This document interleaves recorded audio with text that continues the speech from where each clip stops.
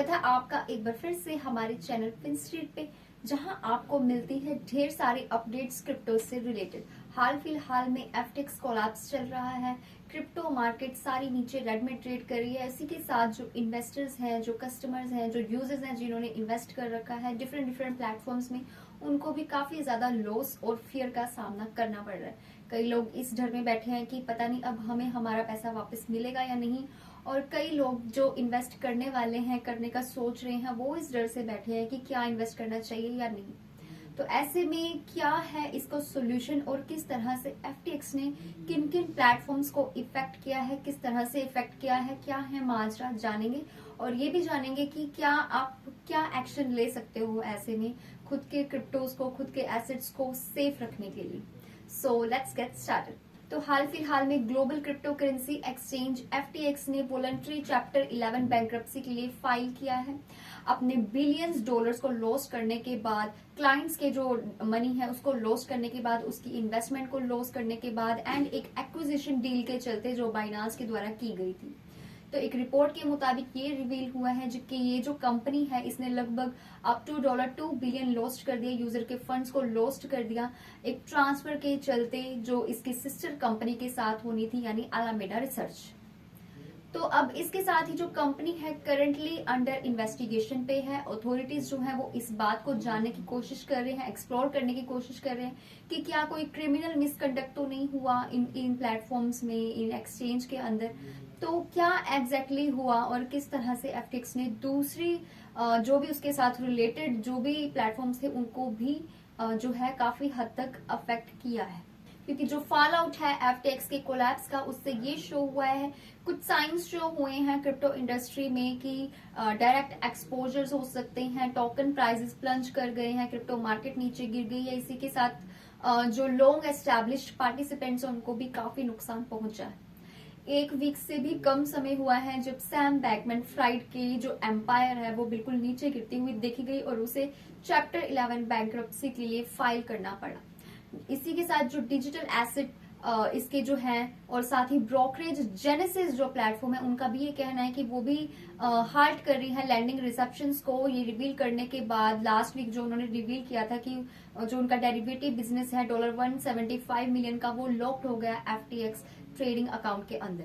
तो crypto exchange Jaimini जो है उसने भी अनाउंस किया कि वो कस्टमर्स के जो विड्रॉल्स हैं उनमें वो डिले कर सकता है, उनकी जो यील्ड जनरेटिंग प्रोडक्ट है उनमें डिले हो सकता है, जिसकी वजह से जेनेसिस का जो रोल है वो था एज अ की पार्टनर इस प्रोग्राम के अंदर। एंड ये तो सिर्फ एक ही पार्ट है क्योंकि ये सारी चीजें आपस में है इंटरकनेक्टेड। तो जो इंडस्ट्री है ये कोलैप्स होनी शुरू हुई एफटीएक्स से।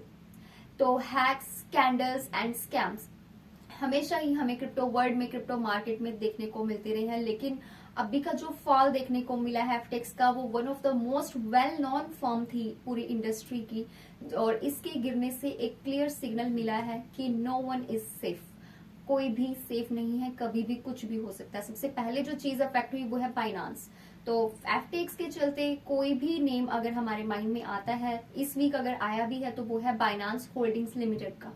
नवंबर 6 को एक्सचेंज के लीडर चैंगपेंग यानी कि सीजी जाओ ने ट्वीट किया था कि वो प्लान कर रहे हैं कि वो रफली $530 मिलियन के जो एफटीटी हैं वो सेल करेंगे। एफटीटी जो कि एफटीएक्स का नेटिव टोकन है।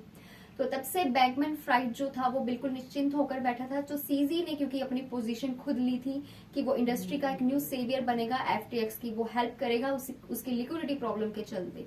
तो बाइनांस ने फिर ये रिवील किया कि मोर देन $74 बिलियन वर्थ के जो एसेट्स हैं इस एक्सचेंज पे वो रखे हुए हैं, जो डेटा कंपाइल हुआ बाय ब्लॉकचेन डेटा फर्म नानसेंस से। अब दूसरा जो प्लेटफॉर्म अफेक्ट हुआ है वो है जैमिनी ट्रस्ट कंपनी, जो कि क्रिप्टो प्लेटफॉर्म है और इसे ऑपरेट करते हैं टाइलर एंड कैमेरॉन विंकलवोस।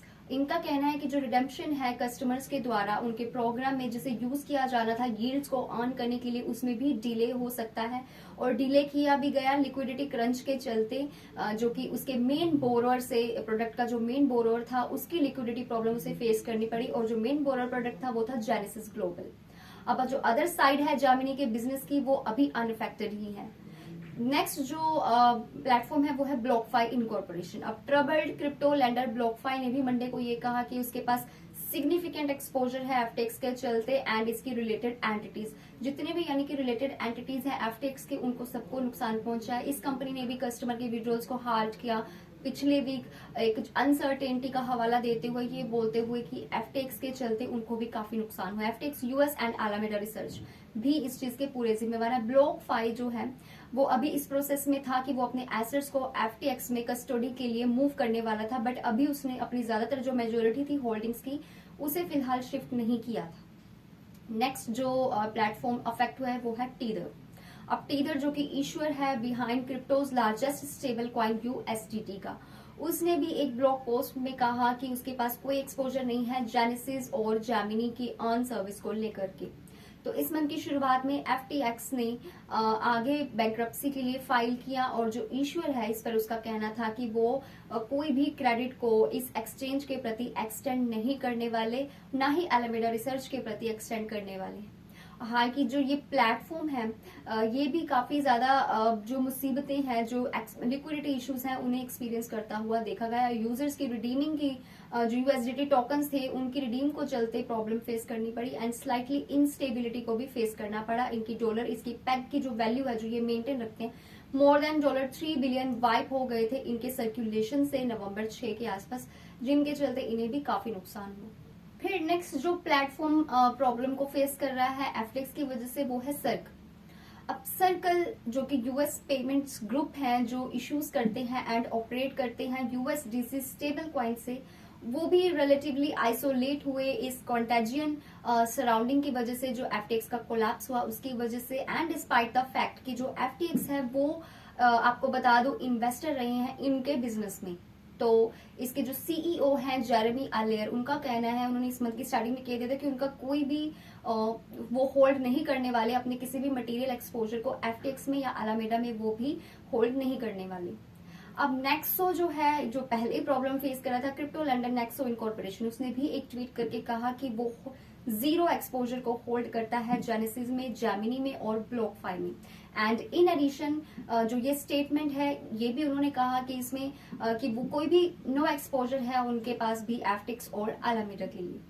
तो लगभग एफटीएक्स को किसी ने भी सपोर्ट नहीं किया और एफटीएक्स कईयों को ले डूबा और कईयों को ले डूबने वाला है। अब नेक्स्ट नंबर किसका है? इन सब में से आपको क्या लगता है कौन सा प्लेटफॉर्म जो है वो डूबने वाला है? नीचे कमेंट सेक्शन में जरूर शेयर करिए। और अब बात करते हैं कि आखिर आप अपने एसेट्स को सेफ कैसे रखें। अगर आपने इनमें से या इनके साथ और भी बहुत सारे ऐसे प्लेटफॉर्म्स हैं जो अभी डेंजर जोन में है, कोई भी प्लेटफॉर्म गिर सकता है, कभी भी न्यूज आ सकती है कि कोलैप्स हो गया, तो ऐसे में किस तरह से आप अपने एसेट्स को सेफ रखो, किस तरह से आप अपनी मनी को सेफ रखो, तो इसके ऊपर मैं ऑलरेडी वीडियो लेकर आ चुकी हूँ। अगर आपने वो चेकआउट नहीं किया है तो जरूर कर लेना, लिंक आपको डिस्क्रिप्शन में मिल जाएगा, जिसमें मैंने आपको क्लियरली बताया कि कौन से ऐसे वेज हैं, कौन से ऐसे तरीके हैं जिनको यूज करके आप अपने क्रिप्टो एसेट्स को, अपने इन्वेस्टमेंट को सेफ रख सकते हो।